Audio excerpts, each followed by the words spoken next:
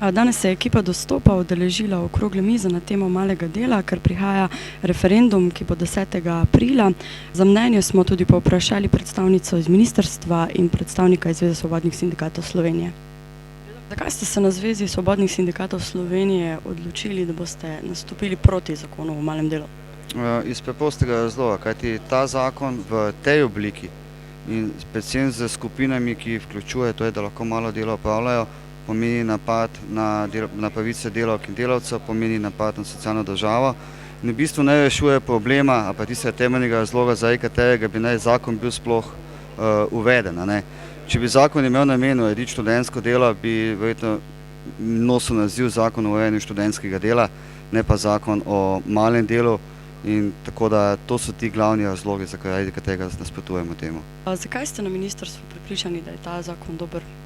Predvsem zaradi tega, ker nudi več socialnih pravic vsem tistim kategorijam, ki opravljajo občasno in začasno delo, določa jasne kriterije za občasno in začasno delo, ker danes pa, če pogledamo študentsko delo, nima nobenih socialnih pravic, hkrati pa samo delo na črno seveda tudi ne in veliko se na žalost v Sloveniji dela upravi tega občasnega in začasnega preko dela na črno in s tem zakonom to urejamo. Pa se vam zdi, pravite na ministrstvu, da bo ta zakon znižal nekako problem brezposelnosti v Sloveniji, pa mislite, da je to res?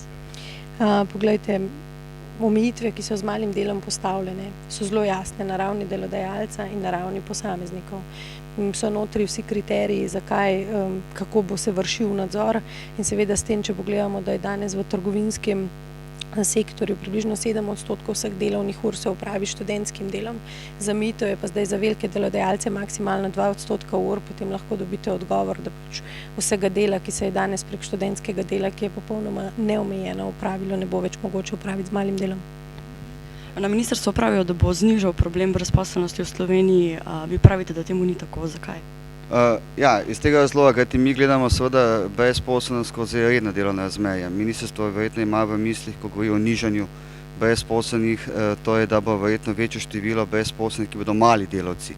Zdaj, če male delavce smatrajo za zaposlene, seveda potem bo manjša brezposelnost. Definitivno bo pa večja brezposelnost, kajti rednih delovnih mest s polnim delovnim časom bo absolutno manj.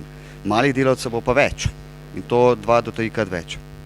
Vemo, da je veliko kršitev in da ni bilo nadzora nad študentskimi napotnicami prek današnjega študentskega dela, pa me zanima, pa boste lahko to urejali z zakonom o malem delu, glede na to, da bo v tem še več ljudi?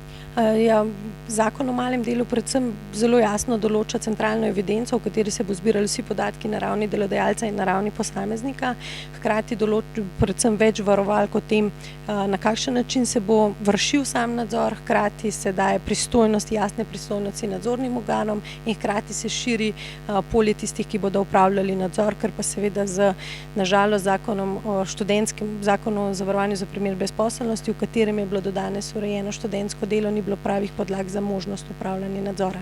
Povedali ste že, da nov zakon ne bo rešil problema študentskega dela, ampak da bo kvečjemu še poslabšal status študentov. Zakaj? Ne, gledajte, nov zakon, ne gre za to, da nov zakon ne bi reševal problema, ali pa da ne bi rešil problema študentskega dela. Ta zakon ne rešuje nobenega problema. Ta zakon samo povzroča nove probleme. Namreč, problemi študentskega dela so problemi, ki so drugje, so problemi v 30.000 fiktivnih vpisov, ki so danes na univerzi in ki so dejansko, to je to brezposelni ljudje, ki pač ne najdejo službe in jim je napotnica, pa status študenta edina socialna varnost. Hkrati pa širi krog na čez 500.000 upokojencev, na čez 115.000 brezposelnih in če k temu dodamo še 180.000 dijakov in študentov, prijemo torej do izredno velike številke potencialnih kandidatov za napotnice in za mala dela. Seveda, to je ta razlog, da zakon ne rešuje nobenega problema, ustvarja pa nove.